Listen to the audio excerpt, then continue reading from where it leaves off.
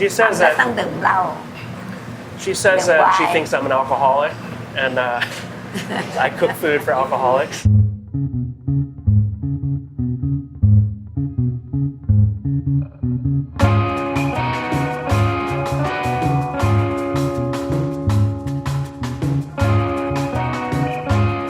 I know you've told me before, but I always like to hear the story about like how you decided to open up the restaurant. You didn't do that back. You came from banking, right? Right, I came from banking. I got here in '79. At that time, Thai food was taking off, but most of the Thai restaurants are like hole in the walls and kind. There wasn't a restaurant I can take my bankers' friends to.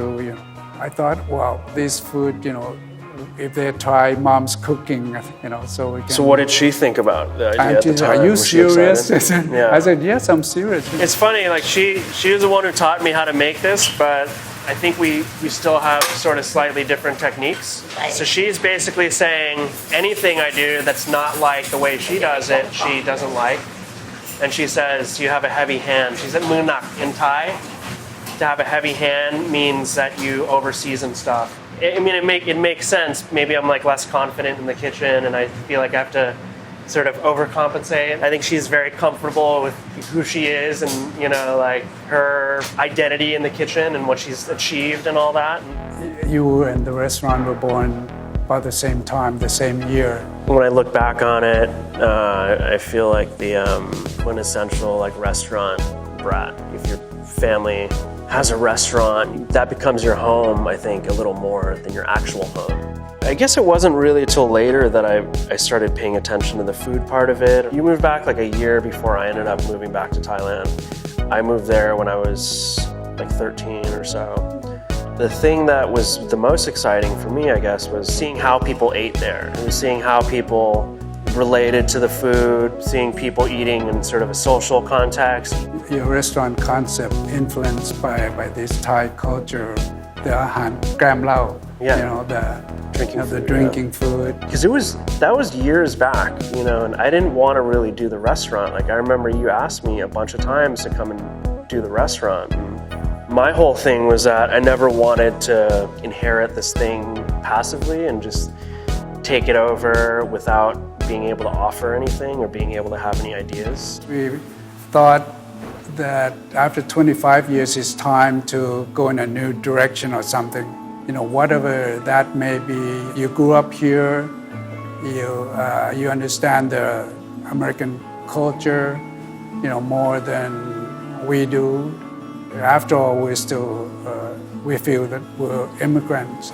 It was very easy for me to be bold about it and to say like, okay, well, I'm gonna come and like make my mark on it and do my own thing and whatever. But I was sort of handed this thing with history, with like, there was a gravity to it that was sort of tough to reckon with. I was 25, the restaurant was the same age as me. I was sort of told, you could do whatever you want with it, we totally trust you, just make the right decision. And it's like, okay, well, I think this is the right decision, and then all those right decisions I made were actually the wrong decision. It was catching people off guard because we had a clientele that was already built over 25 years. That was the biggest surprise for me. Like I thought, okay, well, if you like the restaurant, you're gonna like the way we evolve. I remember like customers literally confronting me and being like, you don't know what you're doing. You're running this into the ground. I hope you know that, and we're never coming back. And like they would say that to my face. It's easy for me to talk about now, but at the time it was like basically everything I tried, and like took a big gamble on sort of failed. The restaurant pretty much tanked. So I basically was like, okay, well maybe I'll go to France. And I think you were like, yeah, take some time off because like you didn't want me here because it was like, okay, we needed to go back to the other thing. After I got back from France, I remember getting a call from someone who wanted to open up like an Irish pub or something. And because we had, dibs on it through the lease, they had to call and clear it with me first. I was like, okay, yeah, we're already like doing something. I had no idea what I would want to do with the space. At some point, I started like cooking for some of my friends in here. And I would do these dinners. After a couple of them, like it became sort of obvious, oh, like why don't we just do it as a restaurant? I didn't really grasp the idea of like keeping it simple until recently. We feel that we have to replenish with a new, younger audience. It's just the inconvenience or the low price we have to pay at first. It's amazing. I almost have nothing to add, nothing to really contribute. You're looking to be relevant, to bring new, fun, exciting things to our audience. Not just the food, the multi-sensory effects that you bring in, the visual art.